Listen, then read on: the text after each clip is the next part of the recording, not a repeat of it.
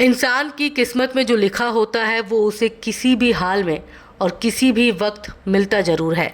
लाहौर शहर में रहने वाले नौजवान प्राण ने कभी सपनों में भी नहीं सोचा था कि वो फिल्मों में काम करेंगे, लेकिन एक दिन पान की दुकान पर खड़े प्राण की किस्मत ने एक बड़ी अनोखी चाल चली।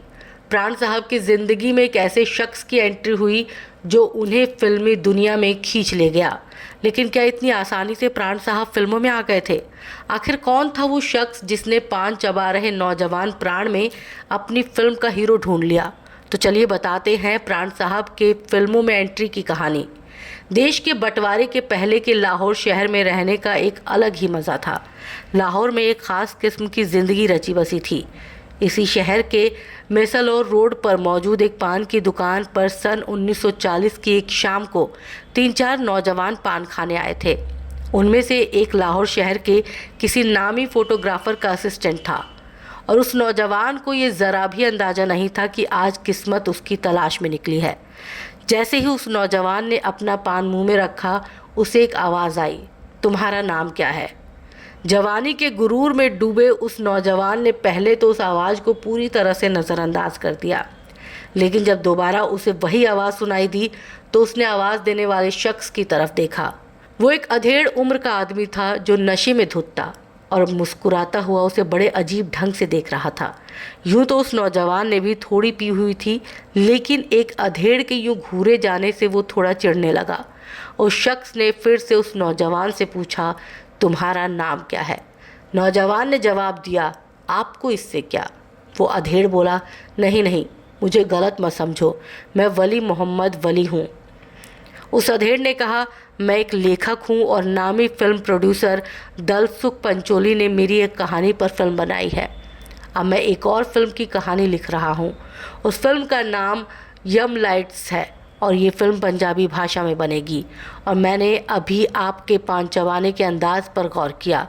मेरी फिल्म का एक किरदार हूबहू आपकी पर्सनैलिटी से मैच करता है। क्या आप मेरी फिल्मों में काम करेंगे? अचानक आए फिल्म में काम करने के इस ऑफ़र पर उस नौजवान को यकीन नहीं हुआ। उसने तुरंत कह दिया, नहीं, मुझे फिल्म में काम नहीं करना। मगर वो अधेड़ आदमी नौजवान के इनकार करने के बावजूद नहीं माना। उसने नौजवान से गुजारिश की कि कम से कम अगले दिन मेरे साथ एक दफ़ा के लिए फ़िल्म स्टूडियो चलो। नौजवान ने उससे टरकाने के लिए स्टूडियो आने की हामी भर दी।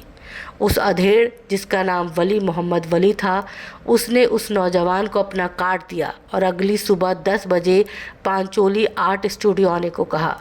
जाते हुए वली मोहम्मद वली ने एक बार फिर से उस नौजवान से उसका नाम पूछा। नौजवान ने जवाब दिया, प्राण कृष्ण सिकंद।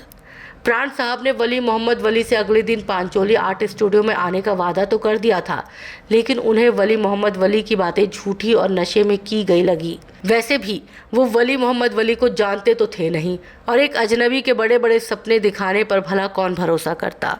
सो प्राण साहब भी वली मोहम्मद वली को भुलाकर फोटोग्राफी के अपने काम में व्यस्त हो गए। लेकिन वो ये नहीं जानते थे कि उनकी किस्मत ये तय कर चुकी है कि उन्हें फिल्म स्टार बनना है। इसलिए एक दिन इत्तेफाक से वली मोहम्मद वली प्राण से फिर टकरा गए।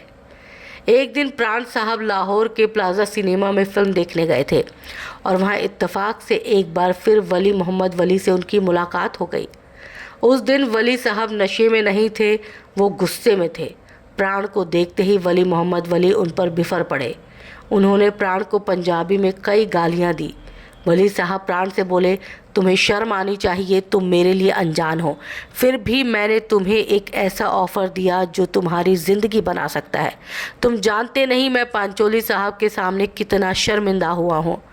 प्राण ने वली साहब से माफ़ी मांगी और वादा किया कि अब की बार वो ज़रूर आएंगे, लेकिन वली साहब ने इस दफ़ा यूं ही प्राण को नहीं जाने दिया।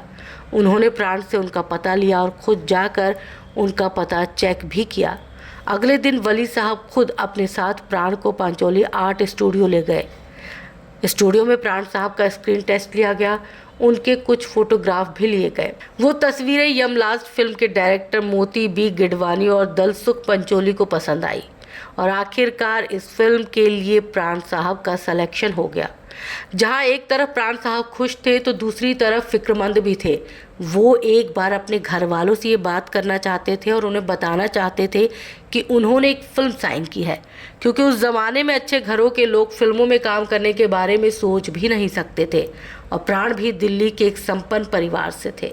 लेकिन दलसुख पंचोली को प्राण की ये झिझक जरा भी पसंद नहीं आ रही थी।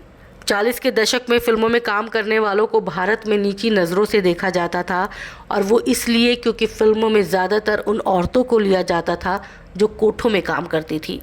यही वजह थी कि अच्छे घरों के लोग फिल्मों में काम करने वालों को अच्छा नहीं मानते।